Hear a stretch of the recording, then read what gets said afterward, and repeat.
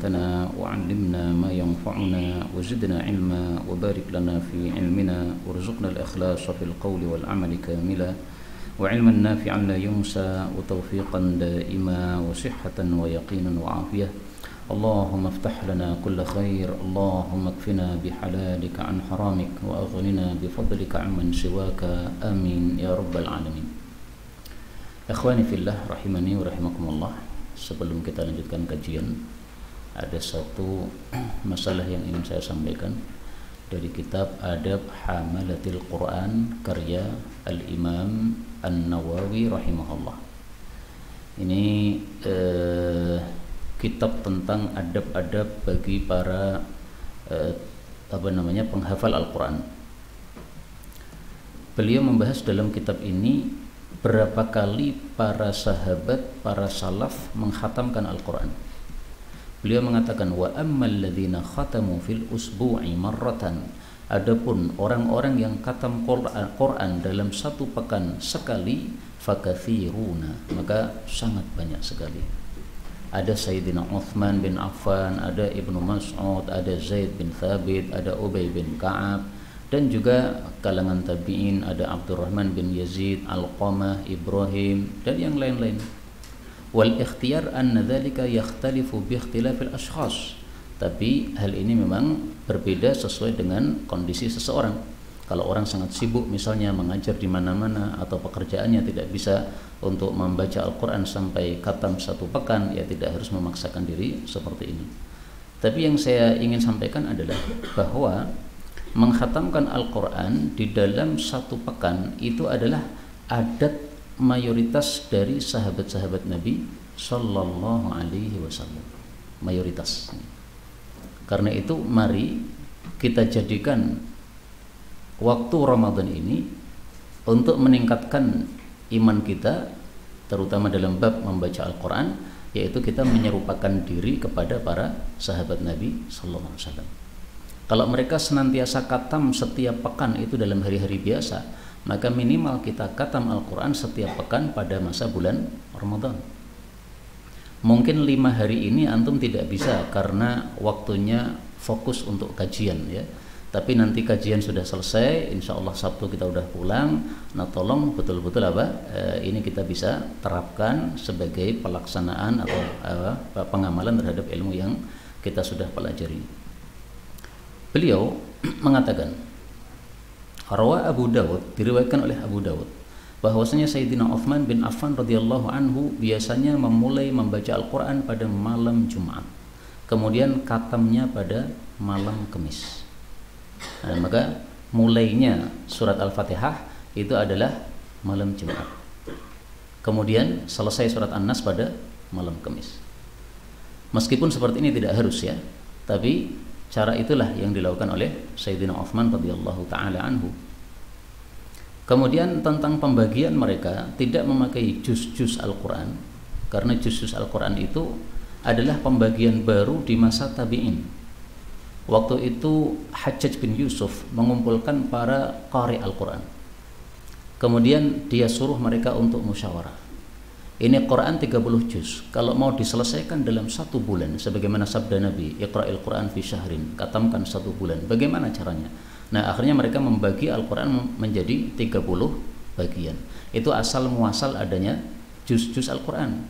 Jadi gara-gara Hajjaj bin Yusuf Al-Thaqafi, sehingga guru kami Syekh Walid Saifun Nasr itu tidak begitu suka membaca Quran berdasarkan juz-juz tadi, karena itu adalah sunnahnya Hajjaj bin Yusuf yang dia suka membunuh kaum muslimin.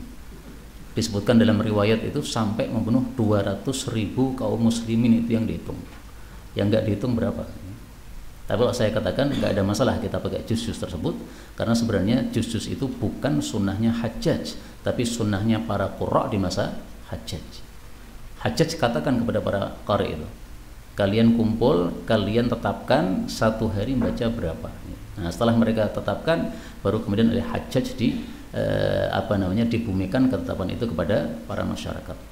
Nah, adapun kalau kita mau membagi Al-Quran sebagaimana para sahabat, ini sudah ada hadisnya nomor 1345 bagi yang punya Sunan Ibnu Majah, nanti dibuka 1345, nomornya cantik kan, ingin tinggal diilangi angka 2-nya ya. 1, 3, 4, 5. Ibnu Majah. Rasulullah Shallallahu Alaihi Wasallam bersama para sahabatnya waktu itu ceramah ya. Nah, kemudian tamu-tamu Nabi tanya kepada para sahabat, "Kaifa tuhazzibunal Qur'an?" Bagaimana kalian menghizib, membagi Al-Qur'an? Qalu, mereka mengatakan, "Thalathun." Hari yang pertama kita baca 3 surat. Hari yang kedua baca 5 surat. Hari yang ketiga baca 7 surat. Hari yang keempat baca 9 surat. Hari yang kelima membaca 11 surat. Hari yang keenam membaca 13 surat. Hari terakhir, hari ketujuh membaca surat-surat mufassal. Ini cara mereka membagi Al-Quran. Nah, maka kita lihat di sini Allah Subhanahu wa taala turunkan Quran ada 114 surat. Dimulai dari Alhamdulillahirabbil alamin. Ini enggak dihitung ya, karena pendek. Maka 3 surat pertama maksudnya adalah Baqarah, Ali Imran, An-Nisa. Ini dibaca dalam 1 hari. Dari Al-Fatihah sampai dengan An-Nisa, 4 surat. Tapi tadi dikatakan 3 surat karena Fatihahnya enggak dianggap nih. Fatihahnya itu seperti daftar isi untuk Al-Quran. Kemudian 5 surat, berarti dari Al-Maidah, Al-An'am, Al-A'raf, Al-Anfal, At-Taubah, 5. Kemudian 7 surat, Yunus, Hud, Yusuf, Ar-Ra'd, Ibrahim, Al-Hijr, An-Nahl, 7. Kemudian 9, Al-Isra, Al-Kahfi, Maryam, Taha, Anbiya, Hajj, Mu'minun, Nur, Furqan. Dan seterusnya 11, 13, kemudian Al-Mufassal. Nah, ini mari kita terapkan pada diri kita masing-masing selama bulan Ramadan, sebisa mungkin setiap pekan bisa khatam Quran. Tapi ya tadi ya, sesuai dengan kemampuan masing-masing. Yang tidak mampu ya sesuai dengan kemampuannya saja. La yukallifullahu nafsan illa wus'aha. Untuk teman-teman saya alumni pondok ya, apalagi yang sudah masih aktif mengajar seperti Ustaz Hafid, Ustaz Daru, ini mestinya lebih bisa lebih banyak khatamnya. 3 hari khatam, karena kalau sudah alumni pondok biasanya bacaannya sudah bisa cepat. 1 juz itu bisa 20 menit atau 25 menit dan tidak meninggalkan tajwid. Tajwidnya tetap dibaca dengan baik, hanya bacaannya cepat. Dan itu tidak ada masalah, tidak termasuk yang dilarang.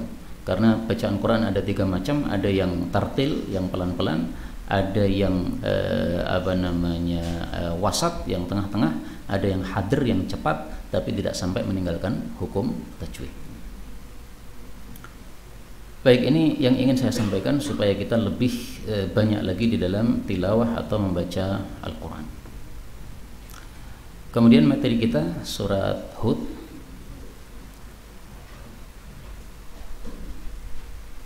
ayat berapa kemarin? 93.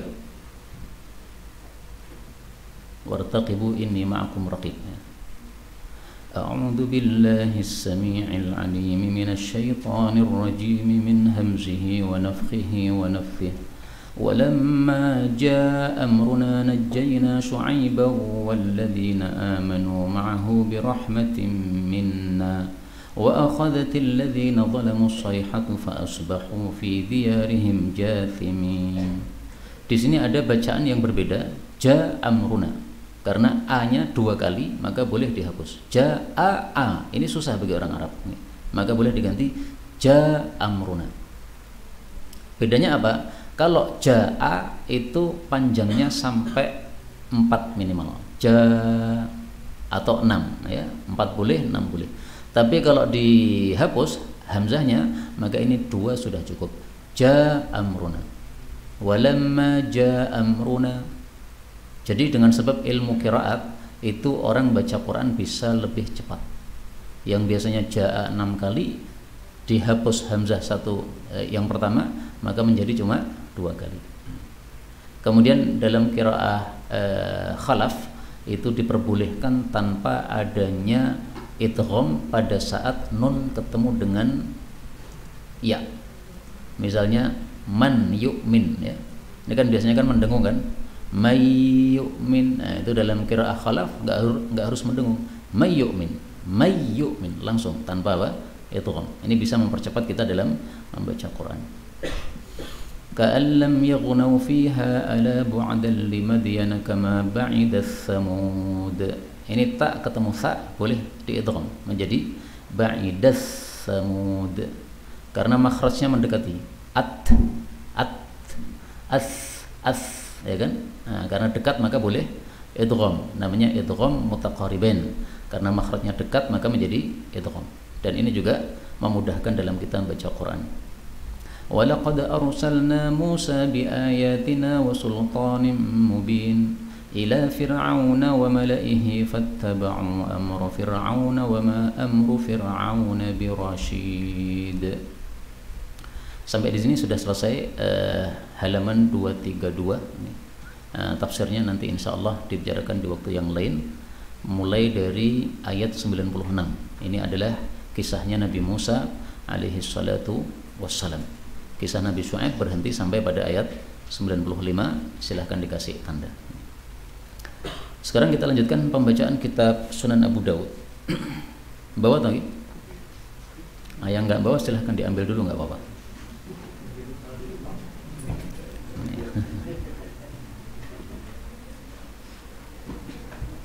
Karena saya lihat Sunan Abu Daud kok masih awal, ini berarti jarang dikaji atau gimana nih, Ustaz? Oh, baru mulai. Jadi ahad pertama itu apa?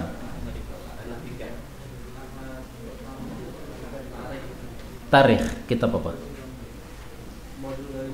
Oh, modul ya. Terus ahad kedua? Riyadhus Shalihin. Ahad ketiga? Yang dari Solo itu apa itu? Bukhari, tafsir, Riyad. Terus ahad keempat? Apa? Umdatul Ahkam. Nah, berarti pilihan saya tepat ya. Abu Daud ini berarti kapan kajiannya ini? Oh, Ustaz Irwan. Ya. Jadi kalau beliau kesini ngajarnya Abu Daud, bagaimana? Oh, nambah jam. Baik, tadi saya mikir kenapa kok masih awal-awal, yang lain-lainnya sudah sampai tengah-tengah atau hampir akhir.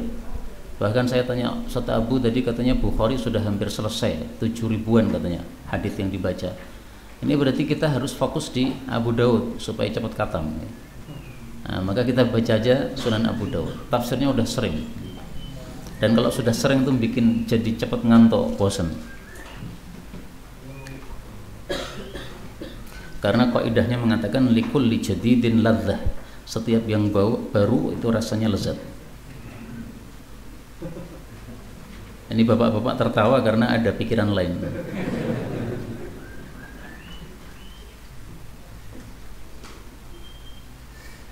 Ini ada informasi kalau ke Solo, Ustadz Abu Bakar putranya Ustadz Mudakir buka warung makan. Namanya apa ini ya? Balio. Jadi setiap kali datang ke sana kita suruh balik lagi ya. Balio. Balio Resto dan Cafe, Jalan Slamet Riyadi 473 Surakarta, Barat Mall Solo Square. Insya Allah buka Ahad 17 Maret jam 16.22 sampai jam 22.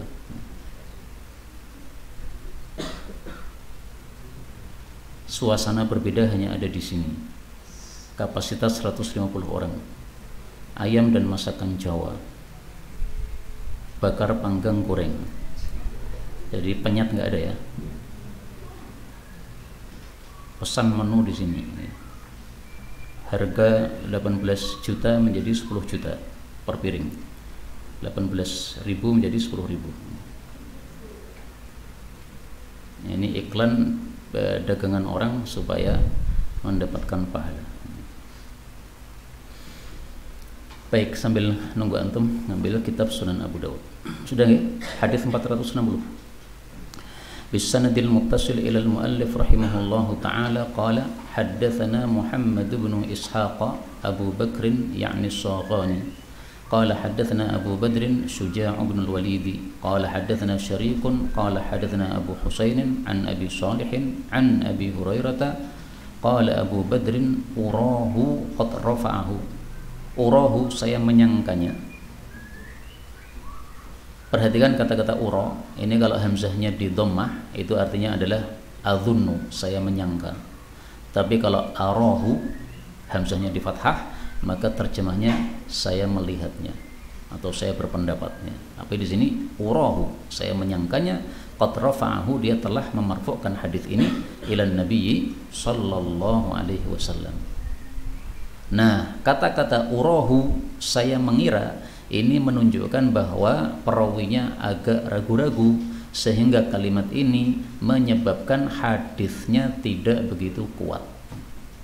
Saya ulangi lagi, perkataan rawi urahu yang artinya saya menyangka atau saya mengira menyebabkan hadisnya tidak begitu kuat karena rawinya ragu-ragu. Apakah hadis ini dari Nabi SAW? Apakah rafa'ahu ataukah dia hadis yang tidak marfu'?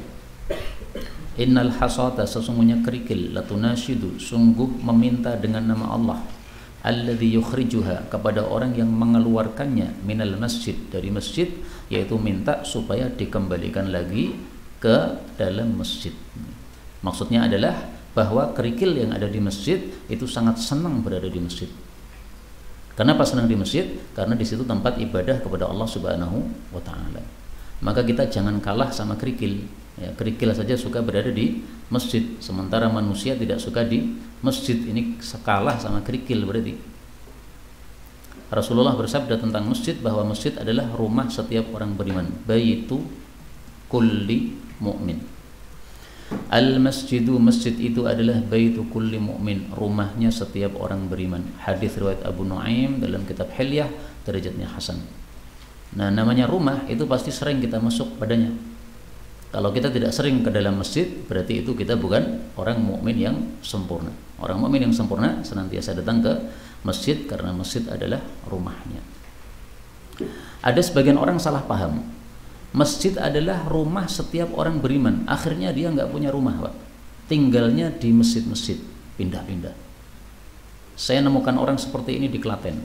Sekeluarga, ada bapak, ada ibu, ada 3 anak. Bawa kain isinya baju-baju, kemudian tinggal di masjid Klaten. Waktu itu rumah sakit RSI Klaten ada masjidnya, tinggal di situ 3 hari. Setelah itu kemudian kalau sudah 3 hari di situ, pindah lagi ke masjid yang lain. Terus pindah lagi ke masjid yang lain. Terus nanti ada jadwalnya, keliling lagi. Terus kapan lagi itu, beberapa bulan datang lagi ke masjid kita itu. Seperti itu. Nah, kemudian kita tanya, Pak, rumahnya di mana? Loh, ini rumah kita di masjid. Enggak, maksudnya tempat tinggal. Enggak, kita enggak punya tempat tinggal. Kenapa, Pak? Karena Rasulullah bersabda katanya, al-masjid baitu kulli mu'min. Nah, maka kita jelaskan, pemahamannya enggak begitu, Pak, salah itu. Kalau memang al-masjid baitu kulli mu'min, maksudnya adalah seperti yang panjenengan paham, semua orang tidak punya rumah, akhirnya di masjid, terus gimana masjidnya? Penuh dengan manusia, enggak bisa. Terus yang kedua, apakah prakteknya Nabi dan para sahabat seperti itu?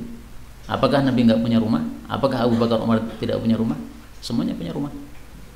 Nah, maka dia mengatakan, ini pemahaman saya dapatkan dari kiai kami. Kami hanya mengamalkan ilmu yang kami dapatkan. Nah, saya nggak ngerti apakah kiainya juga kayak begitu atau kiainya rumahnya mewah. Kalau kiainya rumahnya mewah, kurang ajar sekali itu.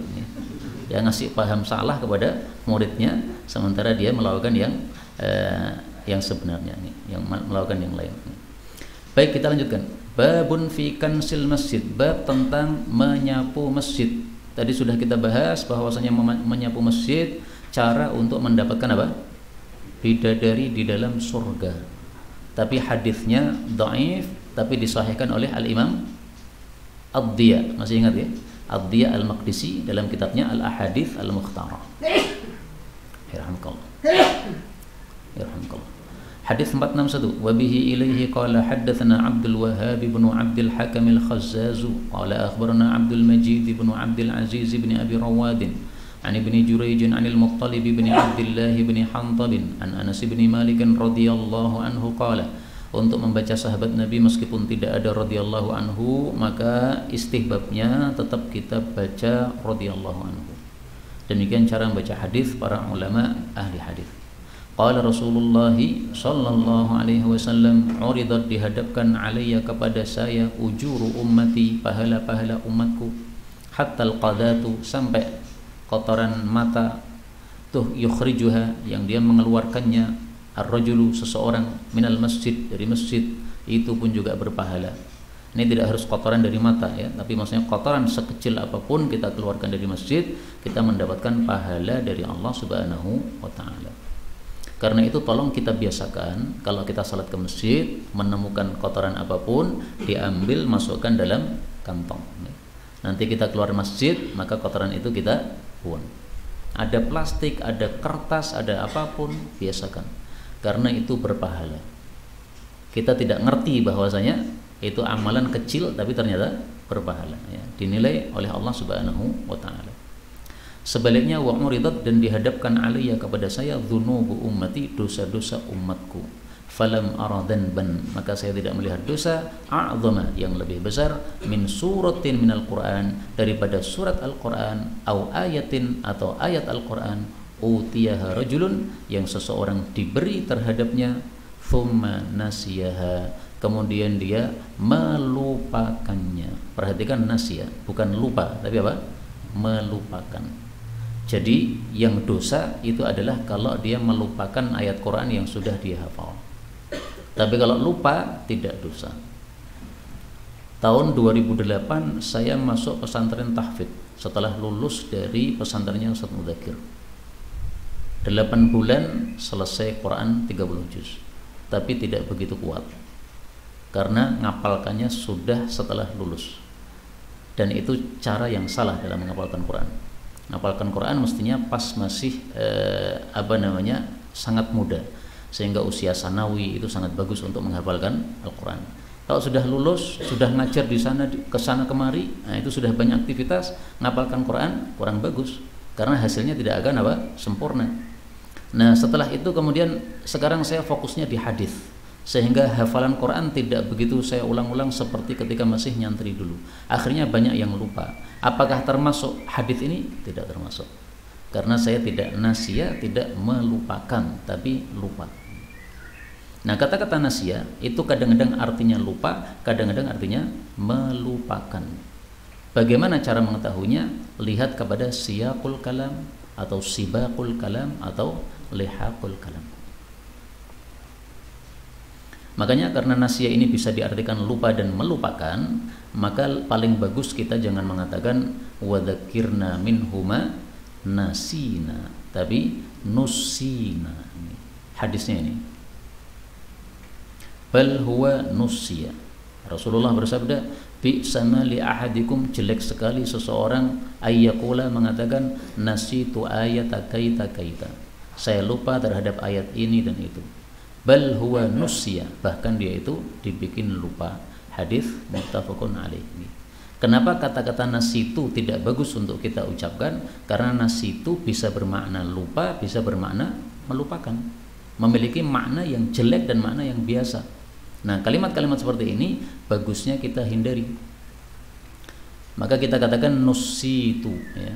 Maka dalam doa pun juga begitu, wa dzakirna minhuma nusina, tolong diubah, bukan nasina ya, meskipun tidak dosa, tapi lebih utama kita pakai nusina berdasarkan hadis ini. Nazir masalah ini dalam Al-Quran Allah sebutkan di dalam surat Al-Baqarah, la taqulu ra'ina, jangan mengatakan ra'ina, tapi ucapkanlah ungzurna, padahal maknanya sama. Ungzurna, perhatikan kami, ra'ina, perhatikan kami. Kenapa ra'ina dilarang? Karena bisa bermakna yang lain dari kata-kata ru'unah yang artinya bodoh ya. Ra'ina, kamu orang bodoh. Nah, maka karena ra'ina bisa bermakna jelek, kemudian dihindari, disuruh oleh Allah Subhanahu wa taala untuk menghindari. Mungkin nazirnya juga dalam bahasa kita keseharian ya, panggil ustadz dengan tat itu ya tidak baik. Karena tat itu maksudnya apa? Ya, pantat atau apa gitu loh. Nah, maka kalau ustaz diringkas ya pakai zal saja. Taz. Bukan tat, bukan ya. Enggak ada itu ustaz, itu enggak ada. Adanya ustaz. Atau enggak usah diringkas lah ya ustaz gitu aja nih. Berikutnya babun bab fi i'tizalin nisa, tentang menyingkirinya para wanita fil masajid, di masjid-masjid, anir rijal, dari jamaah laki-laki. Jadi maksudnya laki-laki dengan perempuan hendaklah dipisahkan, jangan digabungkan. Bagaimana cara memisahnya? Caranya adalah pintu masuknya dibedakan, yang pertama. Yang kedua, jamaah perempuan dibuat di belakang, jamaah laki-laki ditaruh di depan. Tidak bersampingan sebagaimana rata-rata masjid Nahdliyin, okay? Yang laki-laki di selatan, yang perempuan di utara, kemudian dipisah dengan tabir. Nah, itu tidak sesuai sunnah baginda Rasulullah sallallahu alaihi wasallam. 462 wa bihi ilaihi qala hadatsana Abdullah bin Amr Abu Ma'mar qala hadatsana Abdul Warith qala hadatsana Ayyub an Nafi' an Ibni Umar radhiyallahu anhuma qala qala Rasulullah sallallahu alaihi wasallam kalau tarakna, kita tinggalkan hadzal baba, pintu ini, lin nisa'i, untuk para wanita. Maksudnya adalah lakana ahsan, sungguh itu lebih baik. Jadi kata-kata lau itu kan ada jawabnya kan. Kalau, pasti ada jawabnya. Kalau makan kenyang, kalau tidur ngantuk hilang. Nah, demikian juga di sini. Kalau kita tinggalkan pintu ini untuk para wanita, maka itu adalah lebih bagus. Tapi kata-kata lebih bagus dihapus karena sudah mafhum. Qala Nafi'un, berkata Nafi', falam yadkhul minhu, maka tidaklah masuk dari pintu tadi Ibnu Umar radhiyallahu anhuma, hatta, sehingga mata, sampai dia mati. Wa qala al-ghairu Abdul Warith, berkata selain Abdul Warith, qala Umar wa huwa sah, berkata Umar, dan dia itu adalah lebih sahih. Maksudnya gimana? Maksudnya ini bukan sabda Rasulullah sallallahu alaihi wasallam, tapi ini perkataan Sayyidina Umar. Sayyidina Umar mengatakan lau tarakna hadzal baba lin nisa. Jadi ada dua riwayat. Riwayat pertama ini adalah sabda Nabi qala Rasulullah. Riwayat yang kedua itu adalah qala Umar, berkata Sayyidina Umar, dan ini divonis lebih sahih oleh Abu Dawud, tetapi hadis yang marfu' pun juga disahihkan oleh Asy-Syaikh Al-Albani rahimahullahu taala. Dan ini biasa sahabat Nabi mengucapkan hadis Nabi tanpa disandarkan kepada Nabi. Maka tampaknya di sini Sayyidina Umar kadang-kadang mengatakan qala Rasulullah sallallahu alaihi wasallam, kadang-kadang dia menyampaikannya langsung dari ucapan dia, lau tarakna hadzal baba lin nisa. Pernah Sayyidina Umar ngomong sendiri, tapi pernah juga Rasul sallallahu alaihi wasallam berbicara seperti itu. Wallahu a'lam.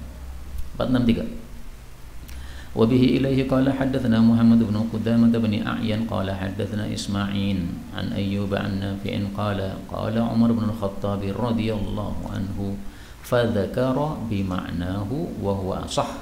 Yang lebih sahih adalah perkataan Sayyidina Umar, bukan sabda Rasul sallallahu alaihi wasallam. Tapi yang sanad kedua ini didhaifkan oleh Al-Albani. 464 wa bihi ilaihi qala hadatsana Qutaibah ya'ni bin Sa'id qala hadatsana Bakr ya'ni bin Mudhar an Amr bin al-Harith an Bukair an Nafi' anna Umar bin al-Khattab radhiyallahu anhu kana, adalah beliau, yanha, melarang, ayyudkhala, bahwasanya dimasuki, min babin nisa'i, dari pintu para wanita. Hadis ini juga didhaifkan oleh Al-Albani. Jadi Rasulullah tidak melarang. Adapun kata-kata yanha, Nabi melarang, ini dhaif. Nabi cuma menghasum. Alangkah bagusnya kalau tidak masuk dari pintu para wanita. Maka seandainya masjid itu pintunya satu, wanita dan laki-laki itu bersamaan pintunya, apakah berdosa? Tidak berdosa, karena tidak dilarang oleh Rasul sallallahu alaihi wasallam. Tapi alangkah bagusnya kalau dibedakan. Ya seperti pesantren kita ini kan, pintunya kan satu Pak, depan itu. Nggak dibedakan lagi perempuan kan, ya nggak dosa, nggak ada masalah. Tapi seandainya ada dua pintu, yang satu ibu-ibu, yang satu bapak-bapak, lebih bagus. Karena kalau pintunya cuma satu, ya otomatis harus antri. Ketika ibu-ibu keluar, bapak-bapak tidak bisa masuk. Ya silahkan, mau dibuat dua pintu silahkan, atau satu pintu juga nggak ada masalah. Babun fima yaquluhu, apa yang mengucapkannya, ar-rajulu, seseorang, inda dukhulihi, ketika masuknya dia, al-masjidah, ke dalam masjid. Bab ini menunjukkan bahwa Islam itu menyuruh kita untuk senantiasa zikir kepada Allah Subhanahu wa taala. Perhatikan, masuk kamar mandi disuruh zikir, masuk rumah disuruh zikir, masuk masjid disuruh zikir, sebelum tidur disuruh zikir, bangun tidur disuruh zikir. Maka intinya bab-bab seperti ini menunjukkan kita disuruh selalu zikir kepada Allah Subhanahu wa taala. Wadhkurullaha katsiran la'allakum tuflihun. Zikirlah yang banyak, kalian akan beruntung. Allah Subhanahu wa taala sebutkan ulil albab, orang-orang yang memiliki fikiran, yaitu mereka adalah alladzina yadhkurunallaha qiyaman wa qu'udan wa 'ala junubihim. Orang-orang yang zikir kepada Allah baik kondisinya berdiri maupun duduk maupun berbaring. Nah, maka Imam Mujahid mengatakan kita tidak termasuk orang yang banyak zikir kecuali kalau mengamalkan ayat ini. Berdiri, duduk, berbaring, zikir terus. Tapi kalau tidak selalu zikir maka belum termasuk adz-dzakirinallaha katsira. Wallahu a'lam. Tapi ada dua teori ya. Teori pertama kata Imam Mujahid, termasuk zikir yang banyak itu kalau kita zikirnya dalam 3 kondisi tadi, dan ini susah. Teori kedua disebutkan oleh Ibnu Al-Qayyim dalam kitabnya Al-Wabilus Sayyib minal Kalimit Thayyib, bahwasanya orang kalau sudah menjaga 3 zikir maka dia termasuk orang yang banyak zikir. Zikir sebelum tidur, zikir pagi hari, dan zikir sore hari. Nah, maka 2 teori ini kalau kita belum bisa yang teori yang susah, teorinya Imam Mujahid, kita bisa ambil teorinya Al-Imam Ibnu Al-Qayyim rahimahullah. Minimal punya wirid pagi, wirid sore, sama sebelum tidur. 465. Wa bihi ilaihi qala haddatsana Muhammad bin Uthman ad-Dimashqi qala haddatsana Abdul Aziz ya'ni ad-Darawardi an Rabi'ah bin Abi Abdurrahman an Abdul Malik bin Sa'id bin Suwaid qala Sami'tu Aba Humaidin au qala Aba Usaidin. Ini kalau ada au maka cara bacanya adalah au qala, karena ini perawinya ragu-ragu. Apakah dia mengatakan Aba Humaid ataukah dia mengatakan Aba Usaid. Kata-kata qala enggak tertulis, tapi adabnya seperti itu. Au qala, atau rawi mengatakan Aba Usaidin al-Ansariyah yaqulu qala Rasulullah sallallahu alaihi wasallam idza dakhala, apabila hendak masuk ahadukumul masjid, seseorang di antara kalian ke masjid, falyusallim, hendaklah dia mengucapkan salam ala nabi sallallahu alaihi wasallam, assalamu alayka ayyuhan nabi, atau assalamu ala nabi. Thumma liyaqul, kemudian hendaklah dia mengucapkan Allahumma ftahli abwaab rahmatik, ya Allah bukalah untukku pintu-pintu rahmatmu. Fa idza kharaja, apabila keluar, falyakul, hendaklah mengucapkan Allahumma inni as'aluka min fadlik, ya Allah saya minta kepada engkau karuniamu. Jadi kalau masuk masjid yang diminta apa? Rahmat. Kenapa? Tempat ibadah. Rahmat akan turun pada orang-orang yang melakukan ibadah. Maka termasuk kajian seperti ini tempat ibadah, karena kajian itu termasuk zikir, maka Allah turunkan rahmat. Haffat alaihimul malaikah, nazalat alaihimur rahmah, wa dzakarahumullahu fiman indah. Tapi kalau keluar dari masjid, maka yang kita minta adalah karunia, fadlik. Kenapa? Karena manusia butuh ma'isyah, penghidupan. Dia tidak bisa hidup di masjid terus, ibadah terus, enggak bisa. Dia perlu makan juga, perlu dapat uang juga, perlu untuk makan. Nah, maka yang diminta adalah fadlika, karunia Allah Subhanahu wa taala. Dan ini menunjukkan butuhnya kita kepada Allah Subhanahu wa taala. Jangan mengandalkan diri sendiri, karena kalau kita mengandalkan diri sendiri, Allah akan biarkan kita. Kalau Allah biarkan kita, kita tidak akan memiliki kekuatan sama sekali. Wala takilni ila nafsi tarfata ainin. Ya Allah, janganlah engkau pasrahkan diriku kepada diriku sendiri sekejap mata pun, sekejap mataku pun, ya. Karena kalau kita tidak diurusi oleh Allah Subhanahu wa taala, kita tidak akan bisa menjadi kuat. Baik, salam kepada Nabi sallallahu alaihi wasallam ini ada fadilahnya. Apa fadilahnya? Siapa yang salam kepada Nabi sallallahu alaihi wasallam, maka Allah pun akan memberikan salam kepadanya 10 kali. Siapa yang salam kepada Nabi, ini hadisnya, la yusalli alaika min ummatika ahadun salatan, tidaklah seseorang salawat kepada engkau 1 kali kecuali Allah selawat kepadanya 10 kali. dan tidaklah salam kepada engkau seorang pun dari umatmu 1 kali salam kecuali Allah pun salam kepadanya 10 kali. Ini hadis riwayat Nasai, derajatnya sahih. Nah, maka kalau ada nama Rasulullah kita mengatakan sallallahu alaihi wasallam. Saat ini sudah kita diberikan 10 salawat dan 10 salam dari Allah Subhanahu wa taala. 466. Wa bihi ilaihi qala hadatsana Isma'il bin Bishr bin Mansur qala hadatsana Abdurrahman bin Mahdi. Ini Abdurrahman bin Mahdi yang tadi pagi saya ceritakan ya. Imam Malik marah-marah gara-gara dia membawa apa? Sajadah di masjid karena dikatakan bid'ah oleh Imam Malik. An Abdullah bin al-Mubarak. Abdullah bin Mubarak ini seorang ulama yang mengumpulkan segala macam kebaikan. Dia seorang alim, berarti mengumpulkan ilmu, dan dia seorang mujahid, berarti mengumpulkan kekuatan badan fisik, dan dia seorang jawad, orang yang sangat dermawan sekali. Maka dia juga mengumpulkan harta untuk sedekah. Dan uniknya Ibnu Mubarak ini berbisnis mengumpulkan duit semata-mata untuk menghidupi para ahli hadis. Dia mengatakan kepada Sufyan Ats-Tsauri dan yang lain-lain, wahai imam, kalau bukan karena kalian saya nggak bisnis. Jadi beliau bisnis tidak untuk memperkaya diri, tapi untuk ngasih kepada para ahli hadis supaya mereka fokus dalam menyampaikan hadis. Nah, maka Sufyan Ats-Tsauri, demikian juga Fudail bin Iyad dan ulama-ulama yang lain, itu mereka mendapatkan ma'isyah setiap tahunnya dikirimi oleh Al-Imam Ibnu Mubarak ya, dari bisnis beliau. Kemudian Ibnu Mubarak ini kalau mau haji, maka dia ajak orang-orang kampungnya, siapa yang mau berangkat, yang punya bekal, maka diajak bareng sama beliau.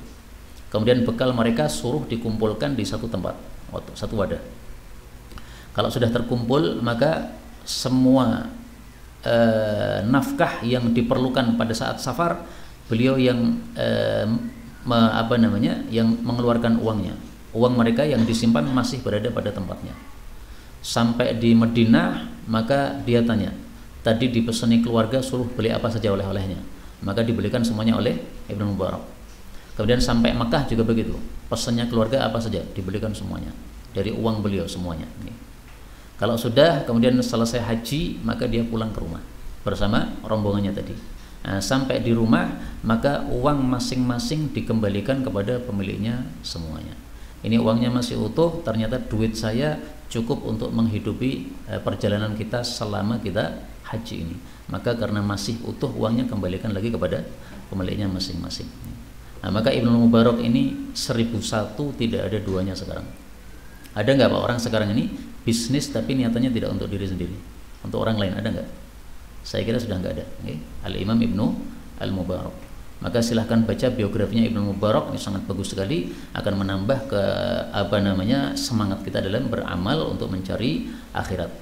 Dalam kitab Taqrib disebutkan jumi'at fihi khisalul khair, dikumpulkan oleh Allah pada orang ini segala jenis kebaikan. Seorang yang alim, seorang yang mujahid, dan seorang yang sangat dermawan.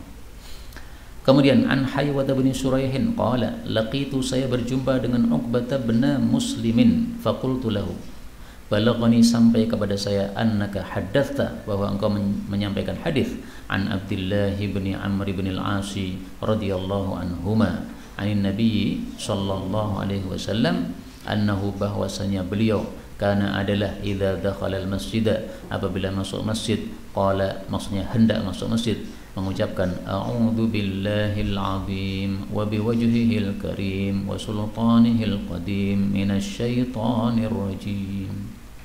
Aku berlindung kepada Allah yang Maha Agung dan kepada wajahnya Allah yang mulia dan kepada sultan, kekuasaannya Allah yang qadim. Qadim itu yang tidak ada permulaannya.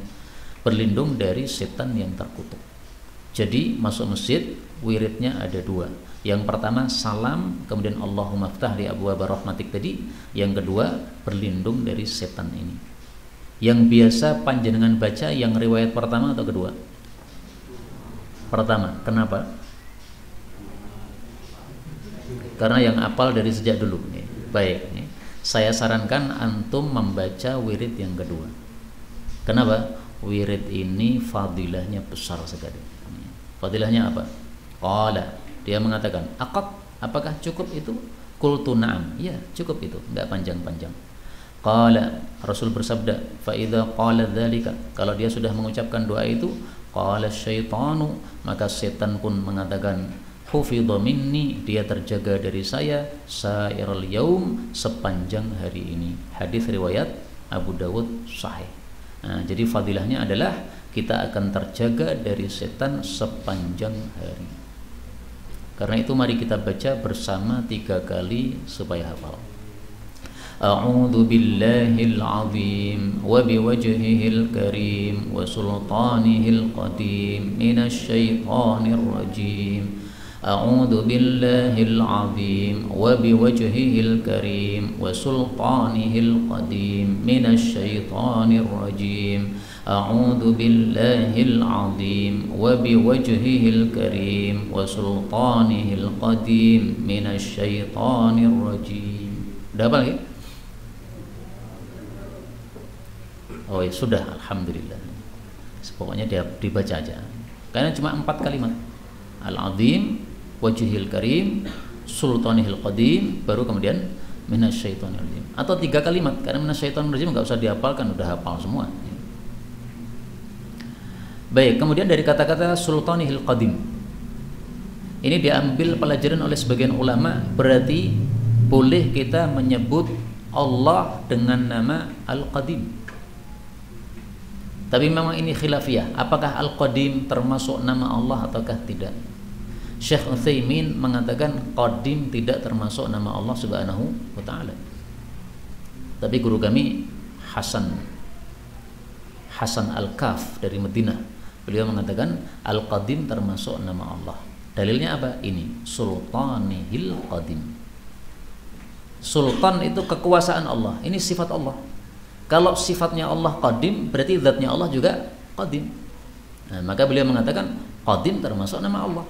Karena kalau sifatnya Allah qadim, berarti zatnya pun juga qadim. Nah, tapi karena ini khilafiyah, paling bagus kita tidak menggunakan al-qadim sebagai asma Allah. Misalnya kita punya anak, dikasih nama Abdul Qadim, nah sebaiknya enggak. Kenapa? Karena qadim diperselisihkan tentang keismiyahannya, apakah dia termasuk nama Allah atau tidak.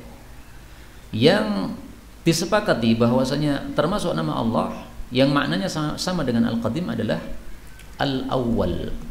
Allah sebutkan pada surat Al-Hadid ayat 3, Huwal awwalu wal akhiru wal zahiru wal batin. Nah, maka lebih bagus kita kasih nama anak kita Abdul Awwal daripada Abdul Qadim karena khilafiyah, atau Abdul Akhir, atau Abdul Zahir, atau Abdul Batin. Jangan salah ya, bukan Abdul Batin, tapi Abdul Batin. Dan ini ayat Huwal awwal wal akhir wal zahir wal batin wa huwa bikulli syai'in alim. Ini sering saya baca dalam salat sunnah. Pertanyaan, kenapa ini sering saya baca dalam salat sunnah? Kira-kira ada apa, Pak? Pasti ada fadilahnya. Fadilahnya disebutkan dalam Sunan Abu Dawud. Alfu ayah. Rasul sallallahu alaihi wasallam biasanya yaqra'ul musabbihat, membaca surat-surat yang dimulai dengan tasbih, termasuk surat Al-Hadid tadi, sebelum tidur. Kemudian beliau mengatakan sesungguhnya di dalam surat-surat musabbihat ada ayat yang senilai 1000 ayat. Ini hadis diriwayatkan oleh Abu Dawud pada hadis nomor 5057, nanti dicari sendiri ya. 5057. Dan derajatnya kata Syekh Albani dhaif, tapi ada juga yang mensahihkannya. Terus satu ayat ini apa? Tidak dijelaskan oleh Rasulullah sallallahu alaihi wasallam. Ada 2 pendapat. Pendapat yang pertama mengatakan itu adalah ayat 3 dari surat Al-Hadid, Huwal awwal wal akhir wal zahir wal batin wa huwa bikulli syai'in alim. Pendapat yang kedua mengatakan itu adalah akhir Al-Hasyr, Law anzalna hadzal qur'ana ala jabalin la ra'aitahu khashi'an mutasaddian min khasyatillah wa tilkal amthalu nadribuha lin-nasi la'allahum yatafakkarun. Nah, maka sering saya salat sebelum maghrib misalnya, rakaat pertama huwal awwal, rakaat yang kedua law anzalna, atau dibalik juga boleh, enggak ada masalah. untuk mengingat-ingat ilmu seperti ini. Tapi memang lebih bagusnya kita baca semuanya, yaitu surat Musabbihat dari awal sampai akhirnya. Tapi kalau tidak bisa, minimal kita baca 2 ayat tadi. Tapi kemudian perhatikan kata-kata dakhalal masjid. Dakhala itu fi'il apa? Madhi yang menunjukkan sudah lewat. Tapi yang dimaksud di sini idza arada dukhulal masjid, kalau hendak masuk masjid. Dan seperti ini biasa dalam bahasa Arab. Contohnya dalam Al-Qur'an, wa idza quri'al Qur'an, bukan ya. Apa ayatnya? Fasta'id billah. Fa idza qara'tal Qur'ana, kalau kamu membaca Quran, maksudnya hendak membaca Al-Qur'an, fasta'il billahi minasyaitonir rajim. Nah, maka sama dengan di sini, dakhala maksudnya arada dukhulal masjid, hendak masuk ke dalam masjid. Kemudian sahabat-sahabat Nabi, ini antum perlu mengetahui siapa mereka bapak-bapaknya itu. Ini Abdullah bin Amr bin As. Abdullah ini sahabat Nabi. Nah, kita perlu tahu apakah Amr ini sahabat Nabi ataukah tidak. Apakah As ini sahabat Nabi ataukah tidak. Karena kalau ini tiga-tiganya sahabat Nabi, maka kita mendoakan radhiyallahu anhum. Hum itu 3 orang. Tapi kalau ternyata As ini bukan sahabat Nabi, berarti kita mengatakan radhiyallahu anhuma 2 orang. Tapi kalau ternyata Amr pun juga bukan sahabat Nabi, maka radhiyallahu anhu. Maka perlu kita mengetahui biografi sedikit tentang bapak-bapak mereka. Nah, ini tadi saya membaca an Abdullah bin Amr bin al-As radhiyallahu anhuma, karena Amr ini adalah sahabat Nabi. Tapi As bin Wa'il ini tokoh kafir yang sangat populer sehingga beberapa ayat turun mencela orang ini, As bin Wa'il. Nah, maka As bin Wa'il tidak didoakan radhiyallahu anhu. Amr bin As sahabat Nabi yang sangat mulia. Rasulullah memuji beliau. Rasulullah bersabda tentang Amr bin As, aslaman nasu wa amana Amr bin al-As. Orang-orang pada masuk Islam sementara Amr bin As sudah sampai tingkatan iman. Hadis riwayat Tirmidzi sahih. Adapun Abdullah bin Amr bin As, anaknya ini termasuk dari 4 Abdullah yang populer. Siapa saja? Abdullah bin Abbas, Abdullah bin Umar, Abdullah bin Zubair, Abdullah bin Amr. Abdullah bin Mas'ud tidak disebut karena termasuk yang agak tua. Tapi yang 4 ini usianya sama. Abdullah bin Abbas ahli tafsir, Abdullah bin Umar ahli hadis, Abdullah bin Zubair ahli perang, Abdullah bin Amr ini ahli ibadah. Saking ahli ibadahnya Abdullah bin Amr ini, setelah dinikahkan oleh bapaknya, maka setelah beberapa hari lamanya, mungkin 1 pekan, maka mertuanya itu tanya kepada wanita tersebut, gimana kabarnya nak, bagaimana suamimu? Maka dia mengatakan, alhamdulillah sebaik-baik manusia, sejak panjenengan nikahkan dengan saya tidak pernah nyentuh saya sama sekali, jadi masih perawan. Kenapa? Karena setiap siangnya puasa sunnah, setiap malamnya selalu tahajud, dari ba'da isya sampai subuh nggak tidur. Kemudian siangnya puasa.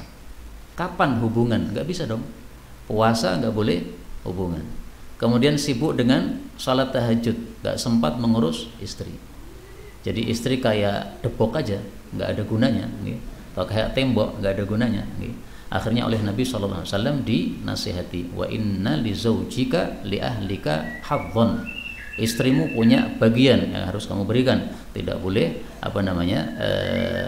egois seperti itu, mementingkan diri sendiri untuk mencari pahala, tidak menghiraukan kebutuhan orang lain. Sampai di sini mungkin ada pembahasan sebelum kita lanjutkan, atau ada pertanyaan yang bebas, silahkan. Karena sudah 1 jam. Ya, udah 45 menit.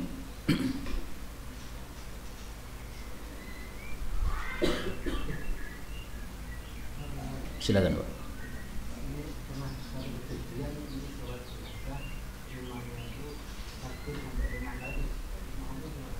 Takbirnya sampai 5 kali.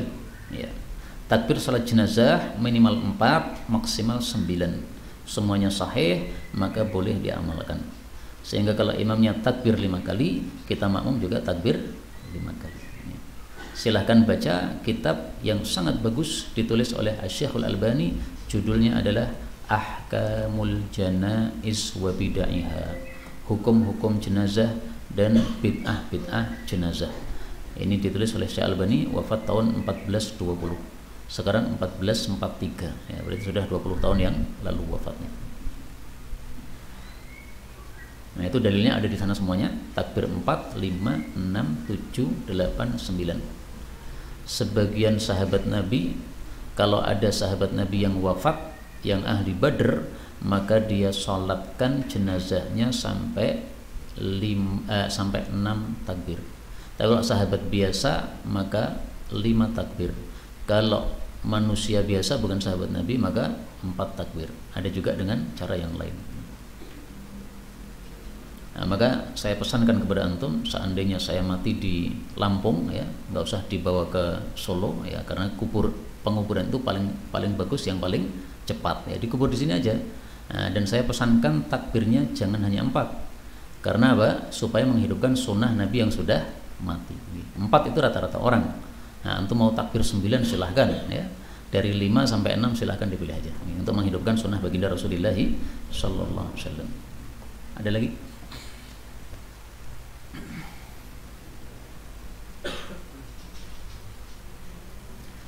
Tampaknya lemes terus, ya. Katanya kalau siang sudah lemes orang-orangnya. Tapi nggak apa-apa, kita lanjutkan lagi. 467. Maja fi sholati inda dukhulil masjid. Apa yang riwayat yang datang tentang sholat ketika masuk masjid. Ini disebut sholat tahiyatul masjid. Dan sholat tahiyatul masjid itu bukan sholat yang qaimun binafsihi, yang berdiri sendiri, tidak. Bukan sholat yang mustaqil. Tapi sholat apapun yang kita masuk masjid maka adalah tahiyatul masjid. Adzan dikumandangkan kemudian langsung qomat, misalnya, ya, karena ada kajian, kadang-kadang begitu. Nah, maka kita masuk masjid langsung ikut sholat fardu, nggak ada masalah. Itu namanya tahiyatul masjid. Dan kita niat maupun tidak niat itu sudah fungsinya sebagai tahiyatul masjid. Misalnya kita datang ke masjid kemudian waktu duha, nah kita niatan sholat duha, tidak ada niatan tahiyatul masjid, itu sudah termasuk tahiyatul masjid. Tapi kalau kita niatkan 2, maka fadilahnya menjadi, pahalanya menjadi 2, ya, pahala salat duha dan pada pahala salat tahiyatul masjid. 467. Wa bihi ilaihi qala hadatsana al-Qa'nabi qala hadatsana Malik an Amir bin Abdullah bin Zubair an Amr bin Sulaim az-Zurqi an Abi Qatadah radhiyallahu anhu anna Rasulullah sallallahu alaihi wasallam qala idza jaa ahadukumul masjida, apabila seseorang datang ke masjid, falyusalli sajdatain, maka hendaklah dia salat 2 sujud, maksudnya 2 rakaat, min qabli ayyajlis, sebelum dia duduk. Hadis ini menunjukkan disyariatkannya salat tahiyatul masjid. Rasulullah mengatakan falyusalli, berarti perintah. Perintahnya apakah wajib ataukah sunnah diperselisihkan oleh para ulama. Biasanya dalam kitab saya perkara-perkara yang diperselisihkan oleh para ulama saya kasih tanda, bisa dengan garis seperti ini, bisa dengan stabilo.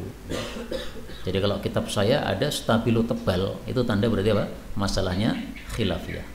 Termasuk di sini falyusalli, salat tahiyatul masjid, hukumnya apa? Menurut mazhab Zahiri wajib, menurut jumhur ulama sunnah. Saya mengikuti pendapat yang sunnah. Kenapa? 1, karena Rasulullah ketika Isra Mi'raj Allah mengatakan kepadanya khamsun, salat yang wajib hanya 5, la yubaddalul qaul, enggak akan saya ubah-ubah. Yang kedua, Rasulullah pernah ditanya, wahai Rasulullah, apa kewajiban saya salat sehari semalam? Kata Nabi 5. Maka dia bertanya, apakah ada yang lain? Beliau mengatakan tidak ada, kecuali kalau kamu salat sunnah. Maka berarti salat tahiyatul masjid hukumnya adalah sunnah. Kemudian kata-kata sajdatain, 2 sujud, ini maksudnya 2 rakaat, dan ini menunjukkan bahwa sujud itu adalah amalan yang sangat utama, sehingga disebutkan secara khusus. Jadi yang disebutkan sujud, tapi yang dimasukkan adalah seluruh rakaatnya. Ada berdirinya, ada rukuknya, ada sujudnya. Saya tampilkan fadilah sujud. Rasul sallallahu alaihi wasallam bersabda, ummati, umat saya, yaumal qiyamati, besok di hari kiamat, ghurrun minas sujud, wajahnya cemerlang gara-gara sujud, muhajjaluna minal wudu, tangan dan kakinya cemerlang gara-gara berwudu. Hadis riwayat Tirmidzi. Jadi semakin banyak kita salat sunnah, semakin akan cemerlang wajah kita besok di akhirat. Allah mengatakan dalam surat Ali Imran, yauma tabyaddu wujuhun wa taswaddu wujuhun. Pada hari di mana beberapa wajah memutih dan beberapa wajah menghitam. Nah, supaya wajah kita putih, maka hendaklah kita perbanyak salat sunnah. Semakin banyak, semakin akan putih di hadapan Allah Subhanahu wa taala. Hadis terakhir 468. Wa bihi ilaihi qala hadatsana Musaddadun qala hadatsana Abdul Wahid bin Ziyad qala hadatsana Abu Umais Utbah bin Abdullah an Amir bin Abdullah bin Zubair an rajulin min Bani Zurayq an Abi Qatadah radhiyallahu anhu an Nabi sallallahu alaihi wasallam fa dzakara binahwihi zada thumma liyaq'ud, kemudian hendaklah duduk ba'du setelah itu insya'a jika dia mau, aw liyadhhab atau hendaklah dia pergi li hajatihi untuk hajatnya. Jadi maksudnya sebelum kita duduk di masjid hendaklah salat dulu. Pertanyaannya, bagaimana kalau dibalik? Duduk dulu baru kemudian salat. Para ulama katakan, kalau duduknya itu lama, maka salat tahiyatul masjidnya sudah lewat atau gugur. Tapi kalau duduknya itu cepat, maka salat tahiyatul masjidnya tidak gugur. Saya tampilkan dalilnya. Rasulullah Shallallahu Alaihi Wasallam melihat seorang sahabat Nabi, dia masuk masjid tapi langsung duduk. Oleh Nabi ditanya, ya Sulek, wahai Sulek namanya, qum farka' rak'atain, kamu bangkit lagi, salatlah 2 rakaat. Kata-kata qum, bangkitlah, ini berarti dia sudah apa? Duduk. Kemudian disuruh salat 2 rakaat, tapi karena waktu itu khutbah Jumat, beliau mengatakan wa tajawwaz fihima, salatlah dengan cepat, dengan ringkas, enggak usah ditambahi surat, enggak apa-apa, cuma Fatihah saja.